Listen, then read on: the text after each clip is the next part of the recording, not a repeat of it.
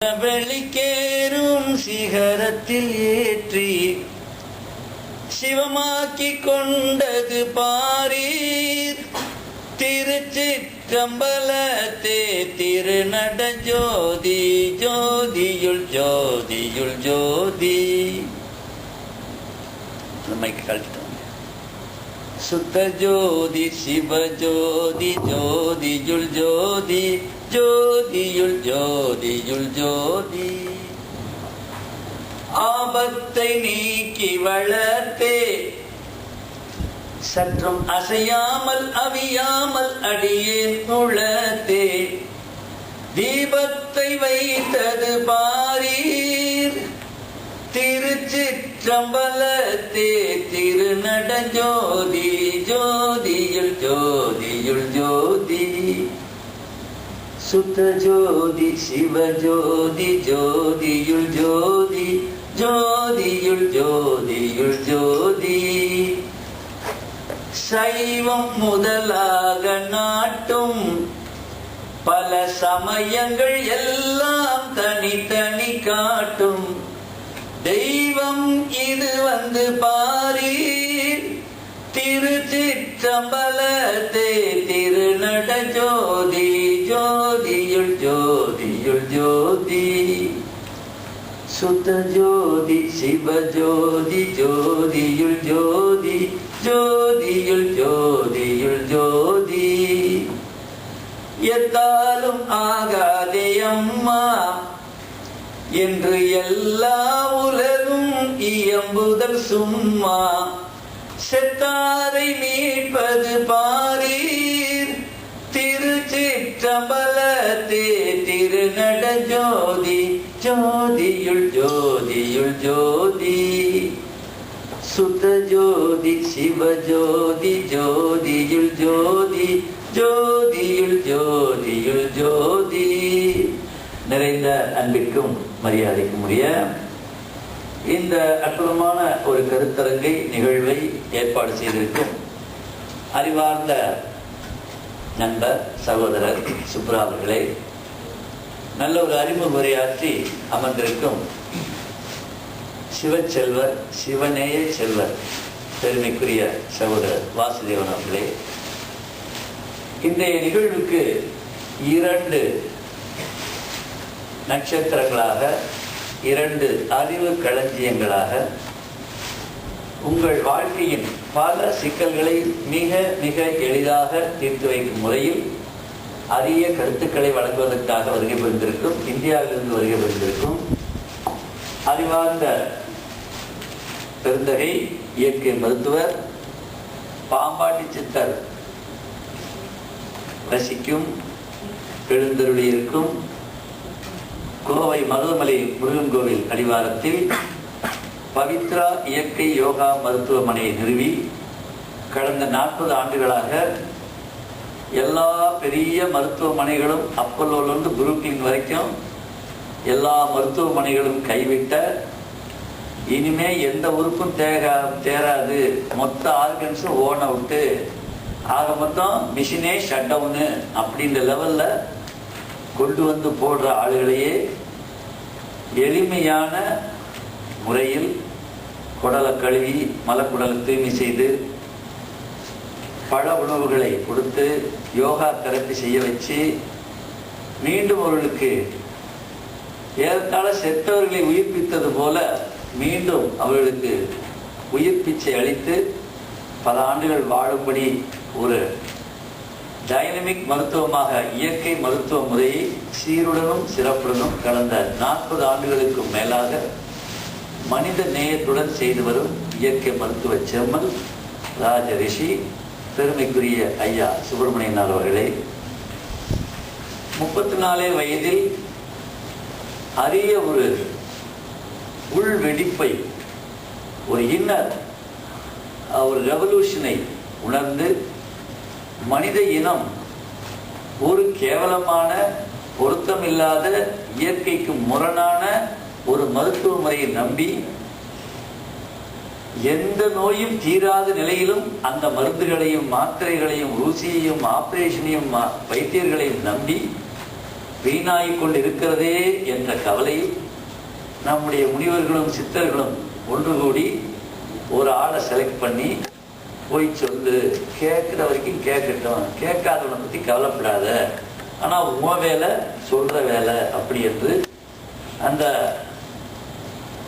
பொறியாளர் பட்டம் civil engineering படித்த ஒரு மாபெரும் இளைஞரை அவர் பார்த்து கொண்டிருந்த 50,000 1 லட்சம் ரூபாய் சம்பளத்தில் இருக்க வேலையெல்லாம் விட்டுட்டு வெளியே வரும்படி அவரை பணித்து எல்லோருக்கும் இலவசமாக சென்று ஓது, காசு கொடுத்து நல்லதை சொன்னா கூட அவன் யோசிப்பான், நம்மால் பல மாதிரி யோசிப்பான்.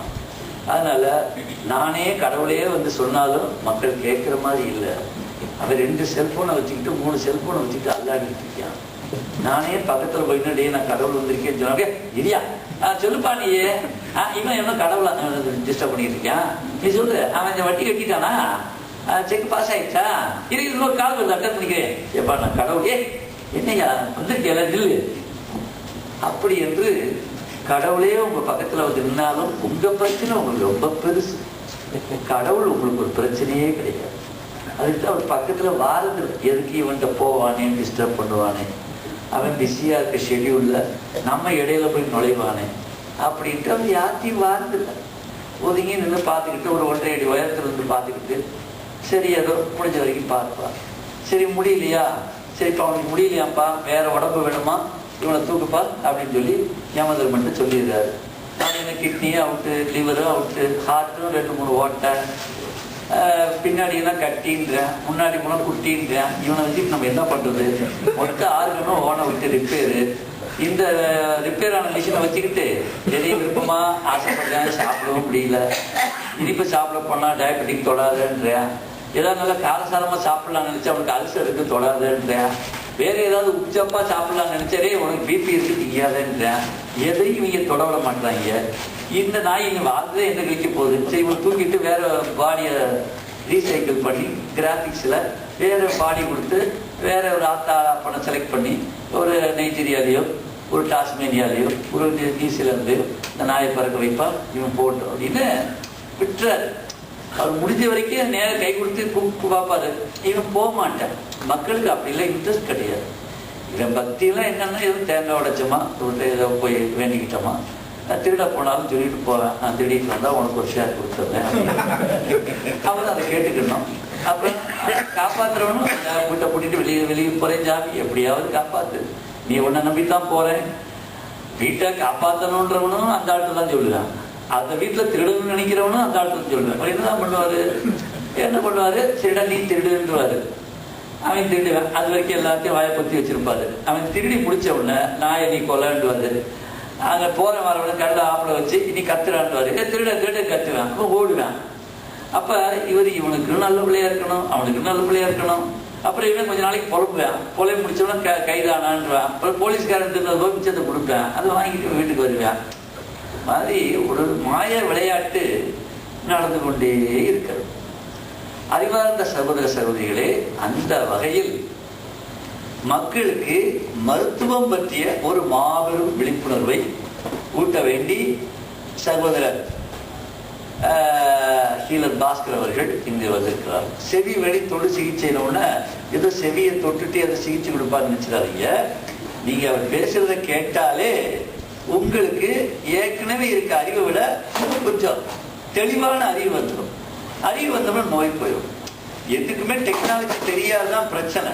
ஒரு ஆணி செவத்துல ஆணியை பிடுங்கணும்னா எனக்கு வேற டெக்னாலஜியே தெரியலன்னு வச்சுக்கங்க, நான் இன்னும் என் கையை வச்சுக்கிட்டு கை ரத்தமாகும் புண்ணாகும், ஆணி வருமா? பேசுங்க, என்ன கெட்ட வார்த்தையா பேச சொன்னேன், பக்கம் பதில் சொல்லணும், ஆணி வராது இல்லையா? சரி, அந்நேரம் அந்த மாறி கொடுத்து வராது.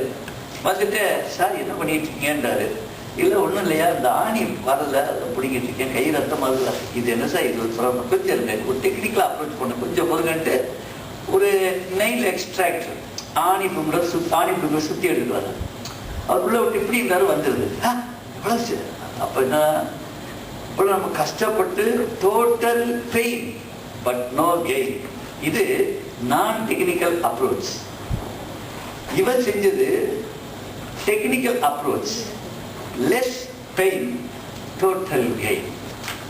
இப்ப எது வேணும்ன்றதுதான் உங்களுடைய கேள்வி இல்லைங்களா? அப்ப எல்லா விஷயத்துக்கு பின்னாடி கடவுள் ஒரு டெக்னாலஜி, ஒரு அறிவை வச்சிருக்காரு.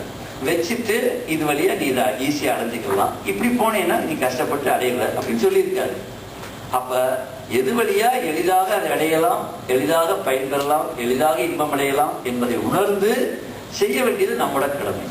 எனவேதான் ஒரு அப்பப்ப யாரையாவது செலக்ட் பண்ணுவாரு. செலக்ட் பண்ணி மண்டையை கழுவி அவருக்கு அந்த மதர் போர்டில் எல்லா பேசிக் சாஃப்ட்வேர்லாம் ஏற்றிட்டு மக்களுக்கு சொல்லுவார்.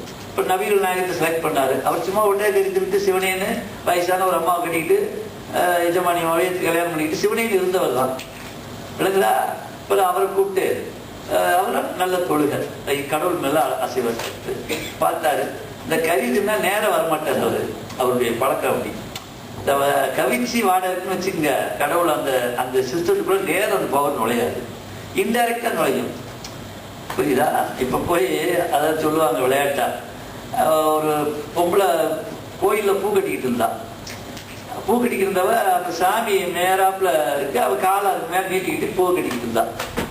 இப்ப சாமி என்ன பண்ணாரு, பூசாரி சாமி வந்துச்சு, கூப்பிட்டு சொன்னாரு, டே அவ காலை எனக்கு நேரம் நீட்டிக்கிட்டு பூ கட்டிக்கிட்டு இருக்கா, மரியாதை காலை அங்கிட்டு திரும்பி வைக்க சொல்லுன்னாரு. இது நேரடியாக அவர்கிட்ட சொல்லிட வேண்டியதானே? அப்படிலாம் சாமி சொல்லாது. சாமி பூசாரி வழியா தான் சொல்லும். நேரடியா யார்கிட்ட பேசுறது, பூசாரி வழியா யார்கிட்ட பேசுறது ஒரு விவஸ்தை இருக்கு சாமிக்கு. இவ்வளவு செஞ்ச சாமிக்கு அந்த விவஸ்தை புத்தி இல்லாம போயிருமா? அதனால ஞானிகள் மகான்கள்ட்ட எல்லாம் தேகத்தை சுத்தமா வச்சிருப்பான், மனசை பிளைனா ரிலாக்ஸா வச்சிருப்பான், அன்பு பயமா இருப்பான், என் நேரம் அவனை நினைச்சுக்கிட்டே இருப்பான். வேற கண்ட பிகர்களையும் அதையும் நினைச்சிட்டு காலத்தை வீணடிக்க மாட்டான்.